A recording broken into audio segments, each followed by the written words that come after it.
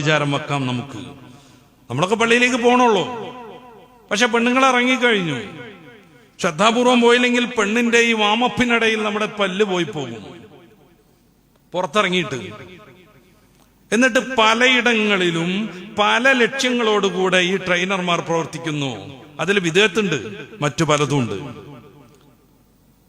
അങ്ങനെ പെണ്ണുങ്ങൾക്കൊക്കെ അവരോടൊരു പ്രത്യേകമായ അനുകമ്പ വരുന്നു. നമ്മുടെ മാഷ് എന്നുള്ളൊരു സിമ്പതിയിലേക്ക് അവരെത്തുന്നു. മാഷ് പതിയെ പതിയെ പതിയെ അവന്റെ ഉള്ളിലുള്ള ആദർശം ഈ പെണ്ണുങ്ങളിൽ ഇഞ്ചക്ട് ചെയ്യുന്നു. അതിനൊക്കെ പുറമെ ഈ വലിയ വലിയ പെണ്ണുങ്ങൾ ഇറങ്ങിയിട്ട് ചാടിക്കളിച്ച് അതിന്റെ വീഡിയോ എടുത്ത് പ്രദർശിപ്പിക്കുന്നു. അപ്പുറത്താണുങ്ങൾ, ഇപ്പുറത്ത് പെണ്ണുങ്ങളും, അപ്പുറത്താണുങ്ങളും ഇപ്പുറത്ത് പെണ്ണുങ്ങളും. എന്തേ ശാരീരികമായ എക്സസൈസ് പറ്റൂലേ? പറ്റും, ഒരു സംശയമില്ല.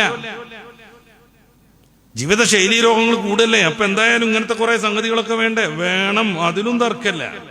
പക്ഷെ എങ്ങനെയാവണം? അന്യപുരുഷൻ ഇങ്ങനെ കോച്ച് ചെയ്തിട്ട് മൂപ്പരാള് വന്നിട്ട് കൈ അങ്ങോട്ട് വെച്ചിട്ട് ഇങ്ങോട്ട് വെച്ചിട്ട് ചാടി തുള്ളി കളിച്ചിട്ട് അതിന്റെ വീഡിയോ എടുത്തിട്ട് അങ്ങനെയാണോ ശരീരം ആരോഗ്യം ഉണ്ടാക്കേണ്ടത്? എന്തേ ഈ ചാട്ടം വീട്ടിൽ നിന്ന് നടത്തിക്കൂടെ? വീട്ടിലുള്ളവർക്കൊക്കെ പാടെ കൂടിക്കൂടെ? എക്സസൈസ് ആണല്ലോ വേണ്ടത്, ശാരീരിക അധ്വാനം. വെള്ളം കോരാൻ പറ്റുന്നുണ്ടോ ആർക്കെങ്കിലും? ഇല്ല. അരക്കുന്നുണ്ടോ ആരെങ്കിലും? ഇല്ല. അടിച്ചു വരുന്നുണ്ടോ? അതുമില്ല. അലക്കുന്നുണ്ടോ? ഇല്ല. സ്വിച്ചിട്ട് പോന്നാൽ ഉണങ്ങിയിട്ട് കിട്ടും. പിന്നെ പലതും കഴിച്ചുകൊണ്ട് ഇങ്ങനെ ഫോണിൽ തന്നെ ഇരിക്കുക. എന്നിട്ട് ഇതൊന്ന് കുറക്കാൻ വേണ്ടിയിട്ട് പുറത്തിറങ്ങി ചാടി തുള്ളി കളിക്കുക. ഒരു 10-50 റക്അത്ത് തഹജ്ജുദ് നിസ്കരിച്ചാൽ എങ്ങനെ ഉണ്ടാവും? ഒരു 4 മണിക്ക് എണീക്കുക, ഒരു 3 മണിക്ക് എഴുന്നേൽക്കുക, എന്നിട്ട് അങ്ങനെ തഹജ്ജുദ് നിസ്കരിക്കുക. ചില വിദേശ കോച്ചുകളൊക്കെ അറേബ്യൻ നാടുകളുടെ ചില ക്ലബ്ബുകളെ പരിശീലിപ്പിക്കാൻ വന്നിട്ട് കളിക്കാര് നിസ്കരിക്കുന്നത് കണ്ടപ്പോ ഇതിനപ്പുറം ഒരു ഫിസിക്കൽ ട്രെയിനിങ് വേണ്ട എന്ന് തീരുമാനിച്ച് അൽവത്തൻ പോലെയുള്ള പത്രങ്ങളിൽ ലേഖനം എഴുതിയത് വായിച്ചിട്ടുണ്ട്. അർജന്റീനക്കാരൻ ഒരു കോച്ച് വന്നിട്ട് സൗദിയിലെ മറ്റൊരു ക്ലബ്ബ്, ആ ക്ലബിനെ പരിശീലിപ്പിച്ചപ്പോ മരുബിയപ്പോ അവരെ കൂടെ നിസ്കരിക്കാൻ നിന്നപ്പോ അയാള് ഇതിനപ്പുറം ഒരു ഫിസിക്കൽ ട്രെയിനിങ് വേണ്ട, ശീർഷാസനം എന്ന് പറയുന്ന ഒരു പ്രത്യേകമായ ഒരു എക്സസൈസ് ഉണ്ട്, ഇതിലൊക്കെ ഉണ്ടാവും ഫിസിക്കൽ ട്രെയിനിങ് ഒക്കെ നേടിയ ആളുകൾ.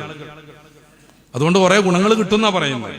പക്ഷെ അറ്റാക്ക് ഉണ്ടെങ്കിൽ, അതുപോലത്തെ വല്ല രോഗസാധ്യതയുണ്ടെങ്കിൽ, ബ്ലഡ് പ്രഷർ ഉണ്ടെങ്കിൽ ചിലപ്പോൾ അതുകൊണ്ട് അടിച്ചു പോകും. അത്തരം ആളുകൾക്കും സുജൂദ് അതിന്റെ അതേ ഫലം നൽകുന്ന തീരെ അപകട സാധ്യതയില്ലാത്തൊരു എക്സസൈസ് ആണ്. അതിനു വേണ്ടിയാണ് സുജൂദ് ചെയ്യണം എന്നല്ല ഞാൻ പറയണത്.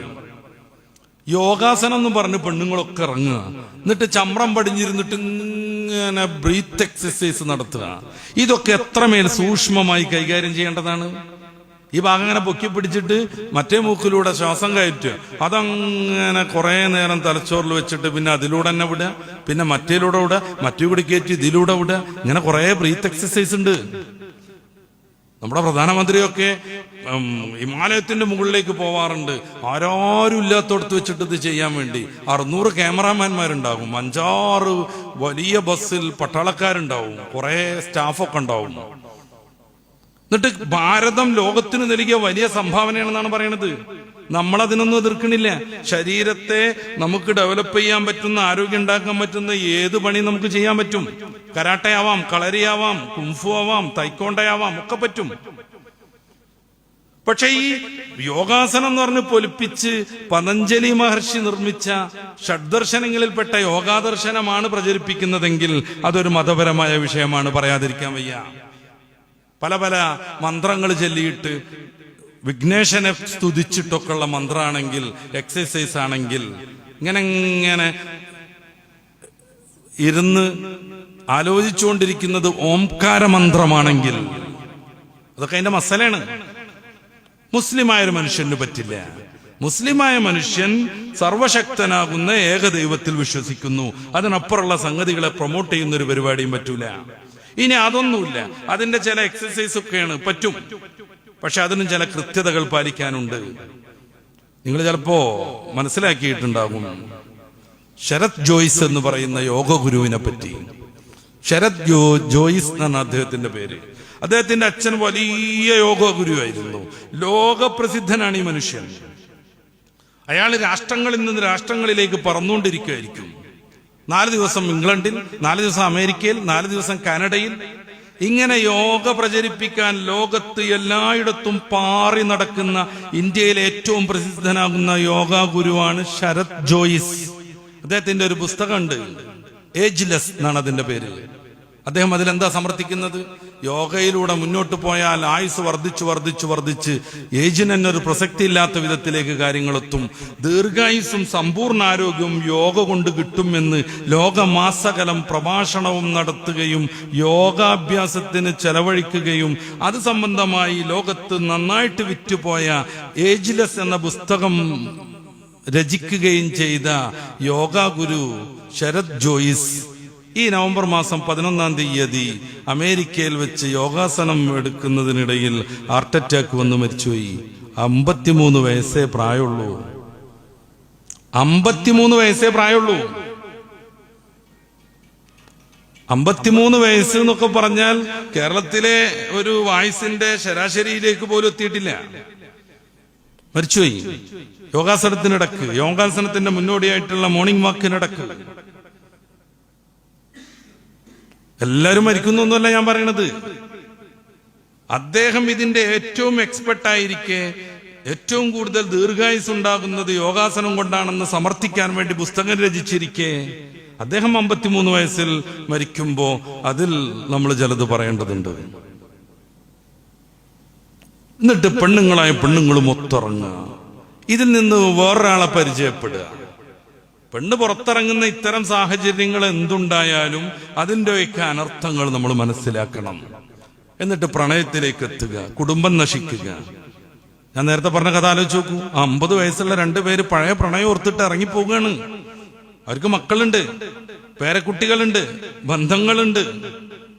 എല്ലാം ഒരു നിമിഷത്തേക്ക് മറന്നുപോയി എല്ലാവരെയും മാനക്കേടിലേക്ക് അകപ്പെടുത്തി തലപൊക്കിയ മക്കൾക്ക് പിന്നെ ഓഫീസിൽ പോകാൻ പറ്റില്ല, അഭിമാനത്തോടു കൂടെ പേരക്കുട്ടികൾക്ക് സ്കൂളിൽ പോകാൻ പറ്റൂല. നിന്റെ വല്യച്ഛൻ അല്ലേടി എന്ന് ചോദിക്കും. ഇതാണ് പ്രാണനെടുക്കുന്ന പ്രണയത്തെ കുറിച്ച് നമ്മൾ പറയേണ്ടി വരുന്നത്. പ്രണയത്തിന് ഇസ്ലാം വലിയ സ്ഥാനം നൽകുന്നുണ്ട്. ആഫ്റ്റർ മാരേജ്, ബിഫോർ പറ്റൂല എന്ന് പറഞ്ഞാൽ അതുകൊണ്ട് ഈ പറഞ്ഞതും അല്ലാത്തതുമായ നിരവധിയായ അനർത്ഥങ്ങൾ ഉണ്ടാകും. അതുകൊണ്ടാണ് പൂർവികരാകുന്ന മഹതികൾ സസൂക്ഷ്മം അവരുടെ ജീവിതത്തെ മുന്നോട്ട് കൊണ്ടുപോയത്. അതുകൊണ്ടാണ് അവരിൽ ചാടിപ്പോയ കംപ്ലൈന്റ് നമുക്ക് കേൾക്കാതായത്. ആഖിറത്തിനെ കുറിച്ചുള്ള വിചാരമാണ് മുസ്ലിമിനെ മുന്നോട്ട് നയിക്കേണ്ടത്. ഞാൻ ഈ പ്രഭാഷണ വേദിയിലേക്ക് കയറിയിട്ട് കൃത്യം 1 മണിക്കൂറും 5 മിനിറ്റും നമ്മളൊക്കെ ഖബറിലേക്ക് അടുത്തു കഴിഞ്ഞു. കൃത്യം 1 മണിക്കൂറും 5 മിനിറ്റും നമ്മളൊക്കെ ഖബറിന്റെ അടുത്തെത്തിക്കഴിഞ്ഞു. 40 വയസ്സിൽ ജീവിച്ചു എന്ന് അഭിമാനം പറയുമ്പോൾ അതിന്റെ വേറൊരു പ്രയോഗം നടത്തി നോക്കുക. 40 വർഷം ഞാൻ മരിച്ചു കഴിഞ്ഞു. 40 വർഷം മരിച്ചു കഴിഞ്ഞു. ഒരു 60 വയസ്സാണ് നമുക്ക് പടച്ചറബ് കണക്കാക്കിയതെങ്കിൽ അതിൽ നിന്ന് എത്ര ഇനി ബാക്കിയുണ്ട് നോക്കുക. എത്രയൊക്കെയാണ് നമ്മൾ സമയം എന്തിനൊക്കെയാണ് ചെലവഴിച്ചത് എന്ന് നോക്കുക.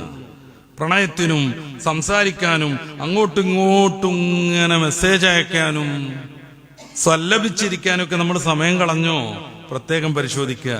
എല്ലാവരുടെ ഫോണിലും ഉണ്ട് ഡിജിറ്റൽ എന്ന് പറയുന്ന ഈ ഒരു സംഭവം. എല്ലാവരുടെ ഫോണിലും ഉണ്ട്. അതുണ്ടാവണം നിർബന്ധമാണ്. ഒരു ദിവസം നമ്മൾ എന്തൊക്കെ ചെയ്തു ഇതിൽ എന്നുള്ളത് കൃത്യമായിട്ട് ഇതിൽ കാണും. എത്ര മണിക്കൂർ നമ്മളിത് ഉപയോഗിച്ചു, എത്ര മണിക്കൂർ ഉപയോഗിക്കുമ്പോ ഫേസ്ബുക്കിന് എത്ര, ഫോൺ വിളിക്കാൻ എത്ര, ഗൂഗിൾ പരിശോധിക്കാൻ എത്ര, വാട്സപ്പിന് എത്ര ടൈം, കോൾ ചെയ്യാൻ എത്ര ടൈം, ഇതൊക്കെ കൃത്യമായി ഇതിൽ നിന്ന് മനസ്സിലാക്കാൻ പറ്റും. ഇത് ഒന്നുകൂടെ നെക്കിയിട്ടുണ്ടെങ്കിൽ ഈ ആഴ്ചയിൽ മൊത്തം നമ്മുടെ എത്ര സമയം ഇതിനൊക്കെ വേണ്ടി ചെലവഴിച്ചു എന്നുള്ളതിന്റെ ഗ്രാഫിക് കിട്ടും. ഇടക്കിടക്ക് അതൊന്ന് പരിശോധിക്കുക. രാത്രി ഇന്ന് ഞാൻ എത്ര ഇതിനു വേണ്ടി തൊലച്ചു കളഞ്ഞു എന്നുള്ള ഒരു വിചാരം വെക്കുക. സയ്യിദുനാ ഉമറുൽ ഫാറൂഖ് റളിയല്ലാഹു അൻഹു എല്ലാ ദിവസവും